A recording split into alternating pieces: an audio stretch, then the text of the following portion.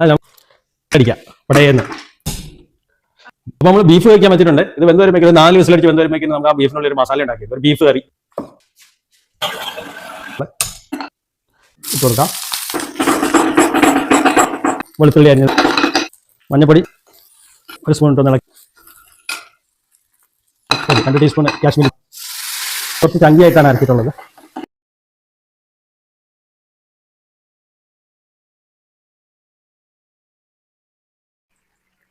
പാത്രം എടുത്ത് നമുക്ക് പാനിൽ ഗ്രില്ല് ചെയ്യാൻ ഇട്ട് കൊടുക്കാം.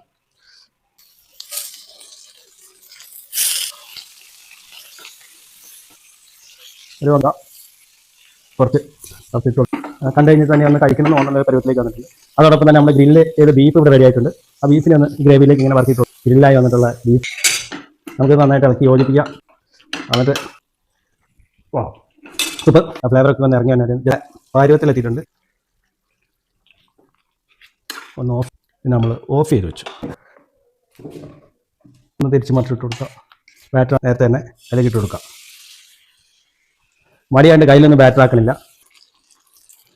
നമ്മുടെ റെഡി ആയിരിക്കുന്ന പഴംപൊരിനെ എടുത്ത് നമുക്കൊന്ന് പ്ലേറ്റിലേക്ക് വെച്ച് കൊടുക്കാം. ഒരു സംഭവമില്ല. ഇത്ര നേരം ഇവിടെ ഇല്ലായിരുന്നല്ലോ. മണം അടിച്ചോ? ആ മണം അടിക്കും. നേരം കുറച്ചധികമായല്ലോ. ആ ഭയങ്കര ടെംപ്റ്റിങ്. പഠിക്കല്ലേ. നമുക്കൊരു ഇച്ചിരി നമുക്കൊന്ന് തീ കൊടുത്തേക്കാം. തീ നിനക്ക് കഴിക്കാൻ പറ്റില്ല. ഇത് ആണുങ്ങൾക്ക് മാത്രം പറ്റിയ പരിപാടിയാണ്. ആണുങ്ങൾക്ക് മാത്രം പറ്റിയ പരിപാടിയാണ്. ഉച്ച വെച്ചൊന്ന് കത്തിച്ച് നോക്കാം. ഓക്കെ, മാറ്റി പിടിച്ച് വയ്ക്കുക, അല്ലെങ്കിൽ തീ പിടിച്ചാലോ. വാ പോകണു.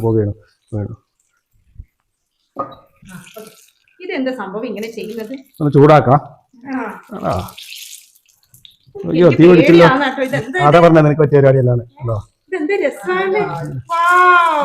ഒരു പുതിയ മോഡലാണല്ലോ. കത്തിച്ചു. കത്തിയോ?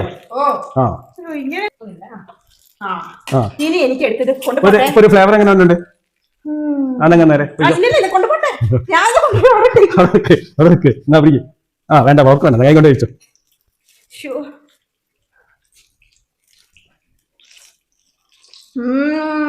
നോട്ടെ.